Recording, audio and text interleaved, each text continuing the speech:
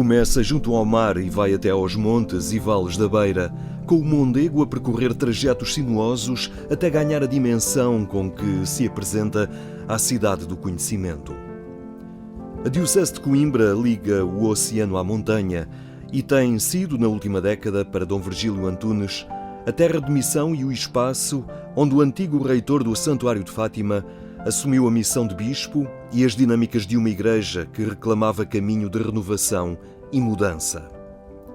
Há 10 anos, chegou com a experiência de quem acolhe peregrinos vindos de longe e imaginou uma igreja de regresso ao anúncio e a fomentar o encontro com aqueles que habitam outras distâncias que não a geográfica, mas os territórios do alheamento ou da indiferença perante uma igreja que parece ter perdido lugar e relevância no cotidiano. Nós começámos por definir, também em oração e pedindo a Deus, um sonho de uma diocese e de uma visão de futuro. Isto é, para onde é que queremos ir? Onde é que gostaríamos de estar daqui a 10, 20 anos?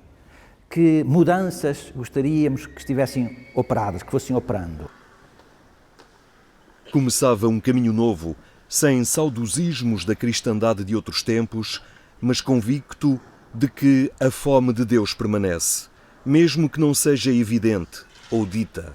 Hoje, para uma pessoa se manter firme na fé, conhecer as razões da sua fé, fazer um caminho pessoal, normalmente precisa de outros apoios, concretamente estes que a Igreja oferece, para além da celebração da missa dominical ou da pequena ou grande oração que faz sozinha lá em sua casa. E isso, penso que são caminhos a percorrer no nosso tempo.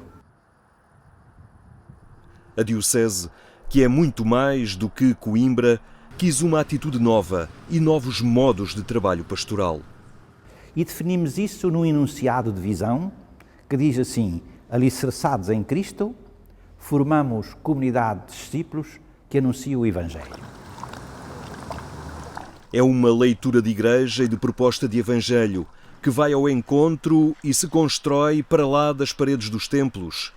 As novas atitudes e modos podem acontecer nos lugares mais inesperados. Como aqui, na Praia da Leirosa, onde estas crianças dão passos na linguagem de programação. Nesta sala está a acontecer uma aula de programação. Tem a ver com um projeto que a Cáritas promove na Praia da Leirosa, com crianças de várias nacionalidades e que tentamos estimular algumas aprendizagens através de espaços mais informais, espaços mais lúdicos.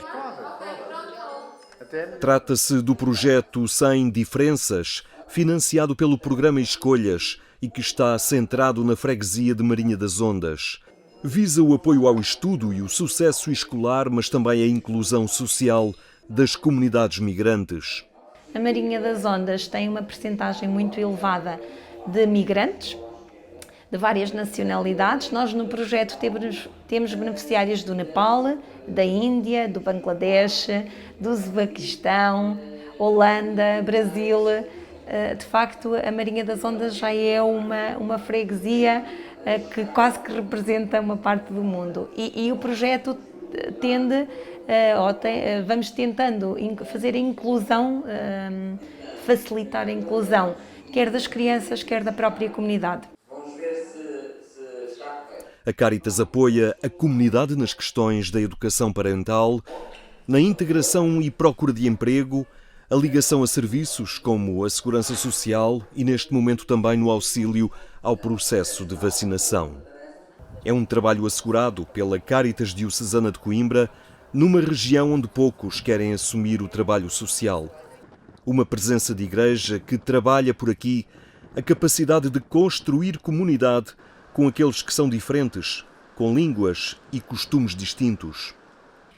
A instituição é a maior do país. A Cáritas de Coimbra dá trabalho a 1000 pessoas.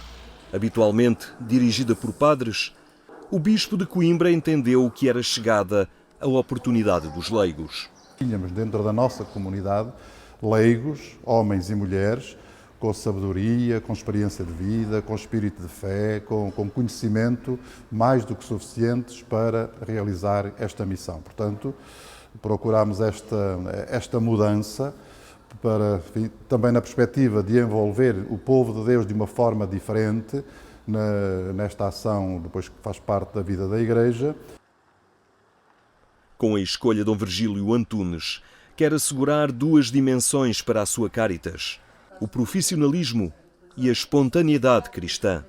O desafio é tornar a Cáritas mais ágil, mais capaz de responder aos desafios do nosso tempo, em termos organizacionais, em termos de gestão, sempre sabendo que é o braço da misericórdia da Diocese de Coimbra e não deixando que esses conflitos que às vezes surgem, que não são reais, não é? Entre a gestão, uma boa gestão e a misericórdia, não é? O amor e a gestão, não é? É toda essa dimensão, não há nenhum conflito, muito pelo contrário. Carlos João Diogo foi uma escolha do Bispo da Diocese para assumir os destinos da Cáritas de Coimbra e reconhece que o seu foco é que a dimensão não impeça de ir ao encontro daqueles que estão pelos caminhos. Esse é o grande desafio, enquanto Cáritas diocesana, de manter todo esse espírito que fez com que a Cáritas existisse, não é? Que é ir à procura daqueles que precisam de nós. Não é? Não estarmos à espera, simplesmente, e eu acho que é isso que tem vindo a ser feito ao longo destes últimos anos, não estar simplesmente à espera do que vem bater-nos à porta, mas cada vez mais irmos à procura daquelas pessoas que precisam de nós e que não têm quem as apoie, não é? E eu acho que essa é uma das uns grandes desafios com a dimensão, não é? Não deixarmos que a parte exclusivamente técnica que temos, de todas as nossas estruturas, todas as nossas 129 respostas sociais que temos, não é? Espalhadas por toda a Diocese, não nos limitem depois na agilidade própria do Evangelho, não é? De querer ir ao encontro daqueles que estão pelos caminhos, não é? E eu acho que esse é o grande desafio. Oremos, irmãos caríssimos. Como na generalidade das dioceses, também em Coimbra, a escassez de clero tem motivado uma reorganização paroquial. Se os padres são poucos, são os leigos que começam a assumir e a assegurar grande parte dos serviços pastorais. Dom Virgílio está convicto de que a união de leigos e padres e a partilha de responsabilidades na Igreja é a razão fundamental para que as comunidades se tornem mais participativas e maduras na fé. De tal maneira que as unidades pastorais cresceram, de algum modo, de forma tranquila, pacífica, uma vez que foi um processo lento, um progressivo, se quisermos dizer, e procurando respeitar aquilo que é um conjunto de ligações já existentes entre as paróquias, aquilo que são sintonias do ponto de vista também cultural, do ponto de vista geográfico, do ponto de vista das tradições, dos costumes, de um conjunto de fatores de caráter também social e sociológico, e devo dizer que tem sido um processo com algumas dificuldades pelo meio, evidentemente, bem sucedido. Acontece assim por aqui. Penacova é apenas uma das comunidades cristãs que atualmente integra a Unidade Pastoral de Santa Maria. No total são 5 paróquias, com padres e leigos a assumirem um trabalho comum. Com alguns deles, subimos aos Moinhos de Gavinhos, pois é dali que melhor se percebe a abrangência geográfica desta unidade pastoral. Do local onde estamos, conseguimos ter uma panorâmica geral do que é a unidade pastoral de Santa Maria. Temos aqui próximo de nós a paróquia de Figueira de Lourvão, temos lá mais no alto da serra a paróquia de Lourvão, e a sede da paróquia está no Val, no mosteiro de Lourvão.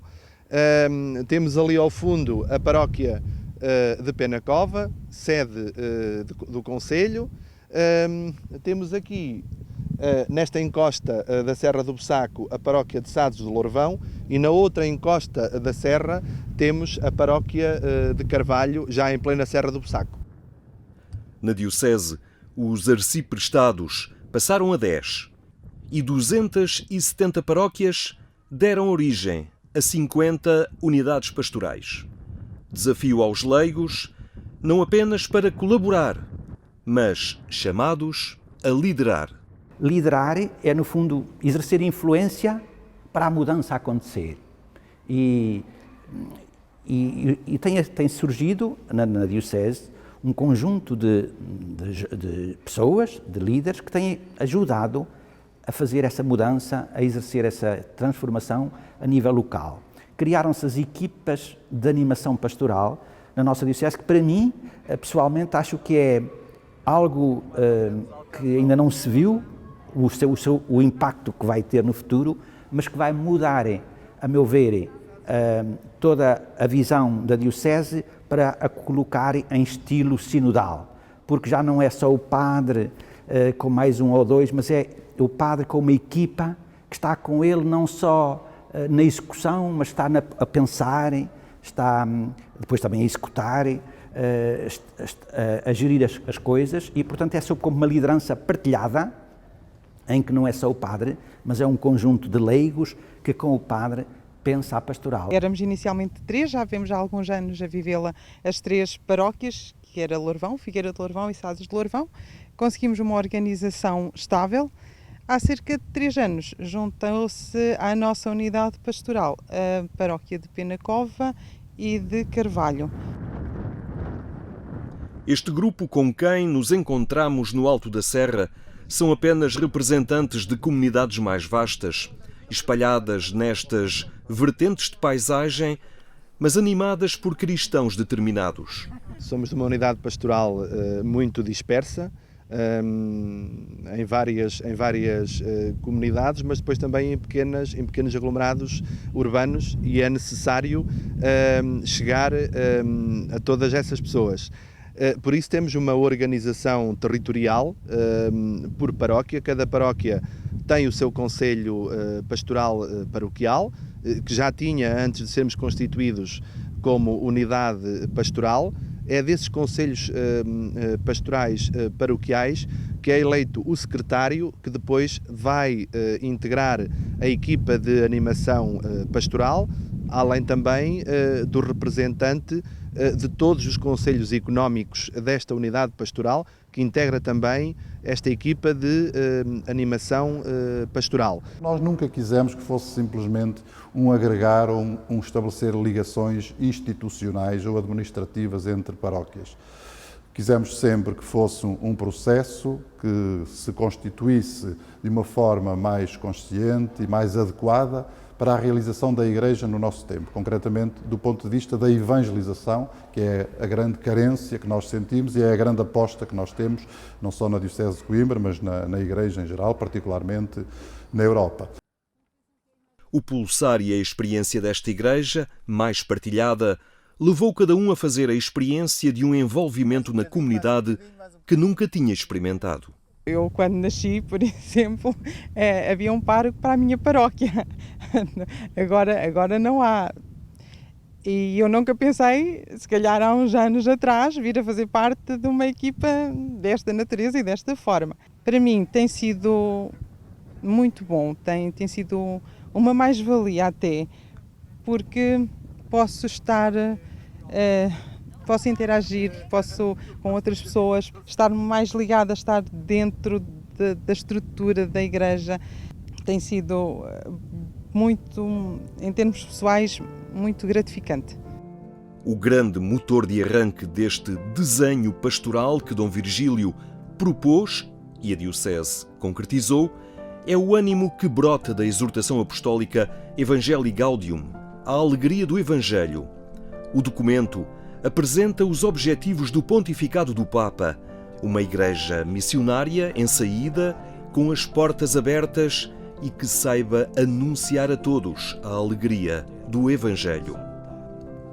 Assim, nos últimos anos, a Diocese de Coimbra pôs em marcha uma atitude diferente, uma cultura do convite. Temos tentado lançar uma cultura de convite, porque nós na Igreja Católica não estamos muito habituados a convidar pessoas para a fé. Vivíamos num país católico, partíamos do princípio que toda a gente era católica, o que tínhamos era dar testemunho pelas nossas obras, e falar não era necessário, porque isso cheirava a proselitismo. Mas nós devemos falar sem fazer proselitismo. Propor é uma coisa, impor é outra. Ao fim da tarde, no centro de Coimbra, Uma residência com um quintal agradável. Saíram do escritório, terminaram as aulas e a ocasião é para o encontro, a partilha, a oração. Voltai os olhos para o Senhor e gritai de alegria. Cantai seu nome de todo o coração.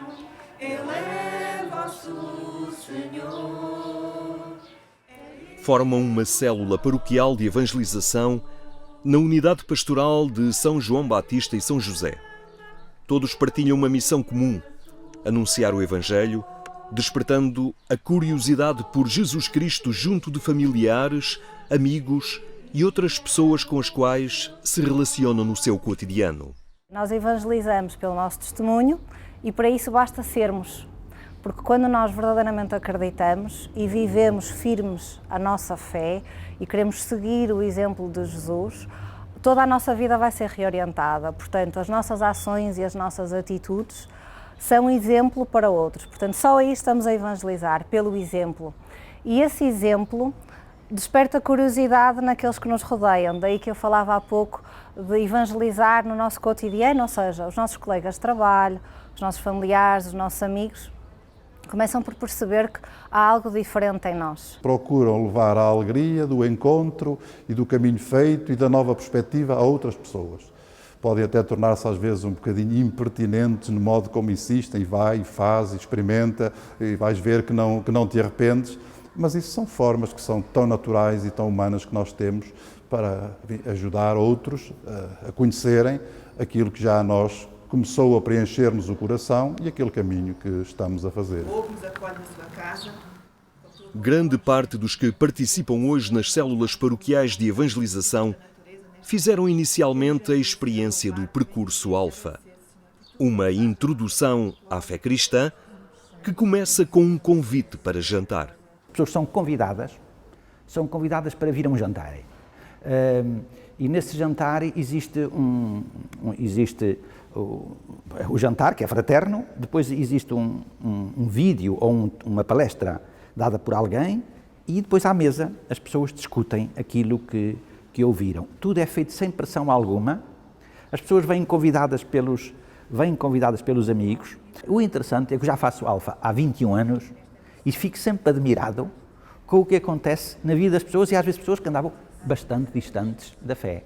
Lembro-me perfeitamente na primeira noite pensar, não volto a isto, não tem a ver comigo e eu estou a sofrer e vejo toda a gente muito animada, tudo era muito alegre, E pensei, não, mas a senhora que estava na altura à frente do Alfa pediu para quem tivesse dúvidas voltar novamente e eu voltei na noite seguinte. A partir daí percebi que havia ali um caminho a fazer e senti uma grande alegria, um acolhimento imenso pela parte das pessoas e fui fazendo o Alfa não faltei a nenhuma sessão. Eu costumo dizer que é com o Alfa que a nossa fé desce da cabeça para o coração.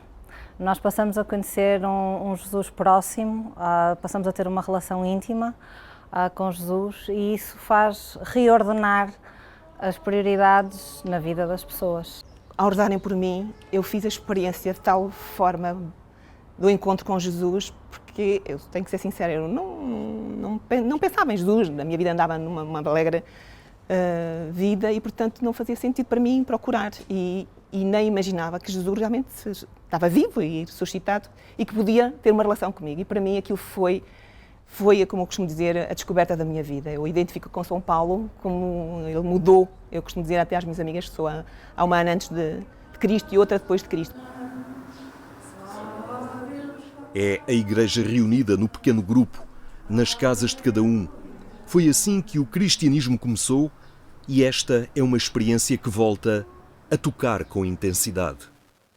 Cada vez se nota mais.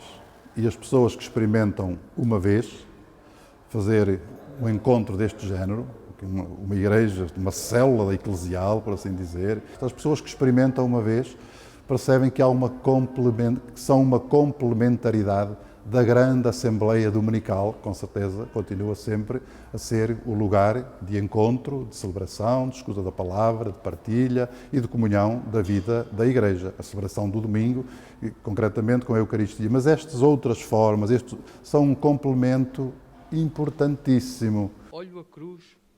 Esta igreja que se reúne em casa traz a marca do percurso alfa das células de evangelização, mas também dos grupos de Lectio Divina, que já estão na quase totalidade da diocese e nos quais Dom Virgílio se tem empenhado num acompanhamento que nem a pandemia interrompeu. Porque a Bíblia tem sido muitas vezes um parente esquecido dentro da vida dos cristãos católicos. E, ora, é a revelação, é a palavra de Deus que ouvimos na liturgia, na catequese, mas depois aquele alimento familiar, cotidiano, e hoje há tantas possibilidades de acesso diário à palavra de Deus.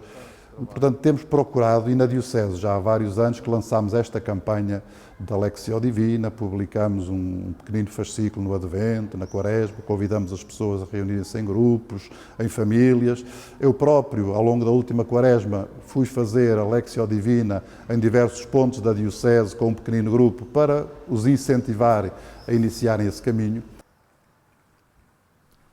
E no fim do dia, subindo à igreja de Santo António dos Olivais, a luz acesa indiciava atividade no interior. A catequese de adultos é fonte de interesse e motivação suficiente para que se abdique por instantes do conforto da casa e do merecido descanso em final de dia, em favor do crescimento nos conhecimentos do Evangelho e da fé.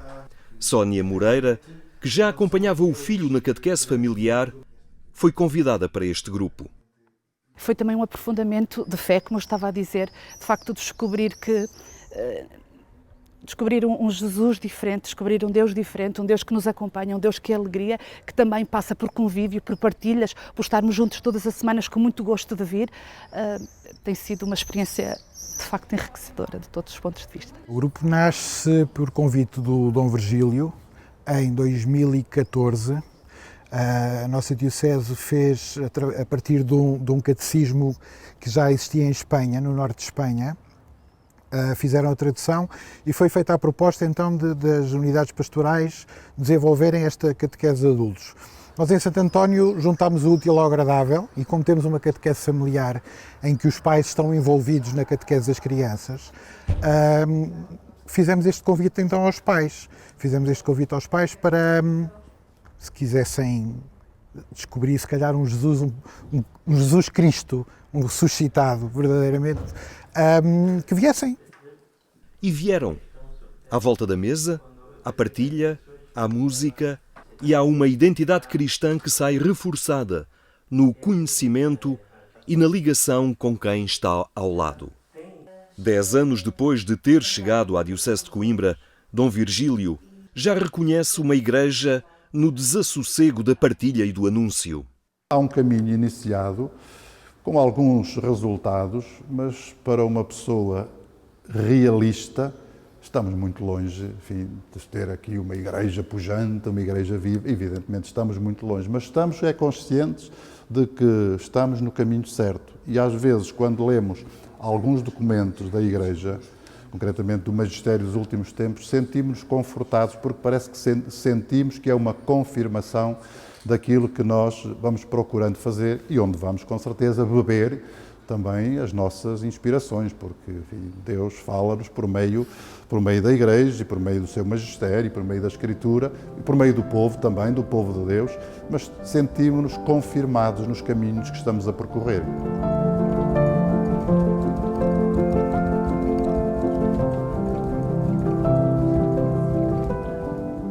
É o caminho sinodal, um itinerário em que cada um caminha com quem está ao lado e, em grupo, se alimentam de uma fé que gera o impulso e o entusiasmo que naturalmente rompe a configuração de uma igreja de templos para uma comunidade de vida.